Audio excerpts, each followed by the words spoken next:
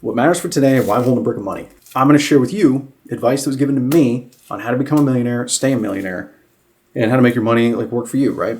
And this is advice and knowledge and tips and things that aren't taught, aren't passed on, and you have to get taught them by someone who knows them. Well, when I was in college, I was afforded an opportunity. One of my professors said to our class, this is Business Management 101, guy was a G, said, hey, everybody wants to come here on a Saturday at some crazy, ungodly time, like 4 a.m., 5 a.m., something like that. Every time I tell the story, the time gets earlier and earlier. But anyways, said, hey, if you show up for 1 hour, I will teach you how to become a millionaire and stay a millionaire.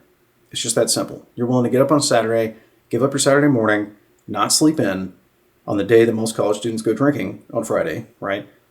I may or may not have been one of those. Then you could come in and he would teach you all the things that he's learned in his 80 plus years on this earth. The guy was pretty old. So the advice stemmed or boiled down to a couple of simple concepts. And he wrote it up on the whiteboard. And before this happened, he showed us, he logged in his bank account, showed us, this guy was a millionaire. He had millions of dollars in retirement. He had a lot of money sitting in actual bank accounts, in investment accounts that he controlled that were not retirement accounts. So guy had the money, right? Had the receipts. So writes up on the whiteboard and he puts, your money should go into 3 buckets, 3 categories. And a third of your money should go to keeping you alive. A third of your money should go to bettering yourself in the future.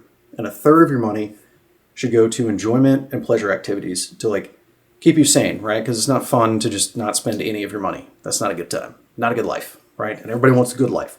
So ever since I learned that, I've applied that in my life. So 1/3 of my income after taxes, I limit to paying for car bill, my phone payment, my rent or mortgage payment, whichever one of those that you have, and food, right? The things that keep you alive, keep me housed, keep a roof over my head, and make sure that my family is taken care of, okay? Now, if you have extra money left over, that's fine. You can put it into the other buckets. The other 2 buckets, right? So at least a third of your money goes to bettering yourself in the future, and the other third goes to bettering yourself now, right? Whether that's a hobby, like for me, 3D printing, playing video games, I'm spending a third of your money on things that you enjoy, right? That could be travel, that could be camera gear, that could be subscriptions, right? So the YouTube subscriptions, Spotify Premium, all of those things fall in this bucket. And then your other bucket, right? This is looking out for future you, your future self, right? So that's retirement or going to college, bettering yourself, learning certs, going to training, things that make you more marketable, more employable. It can make you more money in the future. So in that bucket, I put 1/3 of my post-tax income. I put half of that into my straight retirement, so TSP. So for those that are in the military, we have access to the thrift savings program, and it basically manages our money for us, makes it pretty easy, but it's a retirement account. There's nothing horribly fancy about it. If you have a civilian job that offers retirement, very similar. My wife's job, it looks very similar, right? You choose how aggressive you want to be with it. When you're younger, be more aggressive. That's pretty simple. Now, the other chunk of that, 15%, I manage that. And this is what I preach to anyone who will listen to me. Whenever finance comes up, stop putting money in a savings account. I put a certain amount of money in savings so that we would be okay for 6 months if, for whatever reason, I wasn't getting a paycheck. Outside of that, it's just unnecessary in my opinion, and you don't make any money in a savings account. This is straight out of that millionaire's mouth telling us to stop doing that. So that 15%, I would put into something like Charles Schwab, Fidelity, TD Ameritrade, something like that you can manage. Half of that, and this is not financial advice, I'm not a licensed financial planner, do whatever you want with this, okay? This is just what has worked for me. I put half of that into a stock ticker symbol VOO, Vanguard Index Fund, I think is what it is, and basically just follows the S&P 500. You're not going to get super wealthy doing this, but it just, over time, if you go look at that ticker symbol, look at the 1 year, 3 year, 5 year, lifetime, just kind of continually goes up, right? Because S&P 500, that's the stock market as a whole, the U.S. economy, does really well, right? It trends up over time.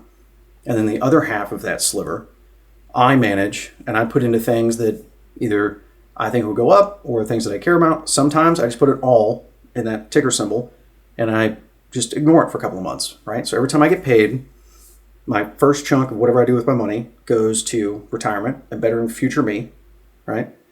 And then the second portion, to loop back to the beginning of this video, The second portion of that money I put towards our bills and making sure that we're okay, we're fed, we're clothed, we're housed, all this stuff taken care of, right? And then the remaining portion, if it's larger than what it was the previous month, because maybe our bills went down or whatever, then I put the extra bit into future me. That's up to you how you want to do that. I care a lot about us being able to retire and my money making money on itself, right? And then whatever's remaining is what I can spend on things like YouTube, YouTube Red, Spotify Premium, 3D printing stuff, video games, whatever, you name it. Now, the biggest thing with this is being disciplined and not taking the money out. And if you just leave it for long enough, you will see like the power of compounding interest. There's a quote somewhere, it was like it's like the 8th or 9th wonder of the world.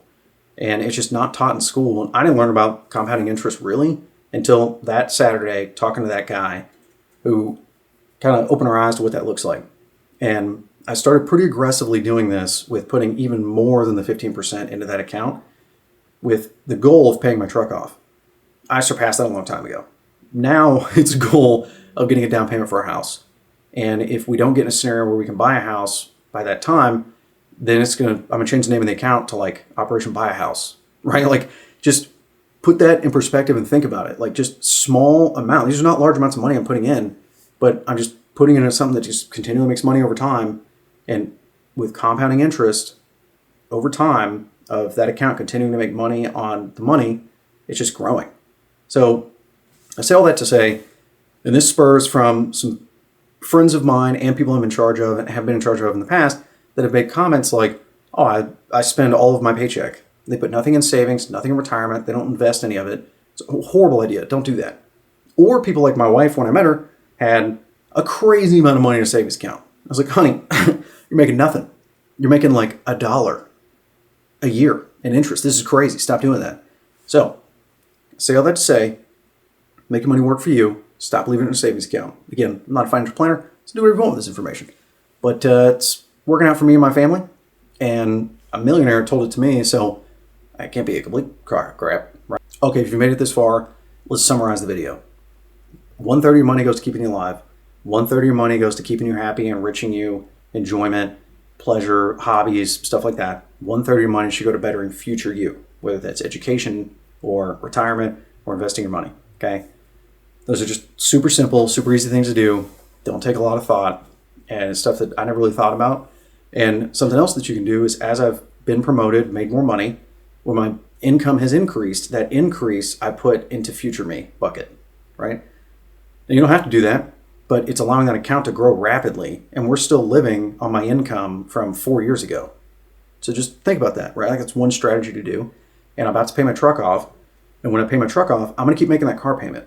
We're gonna keep living on what we're used to living on, but that car payment check is now gonna go into that retirement account, half retirement account, half the account that I manage, putting it into stocks that I wanna buy.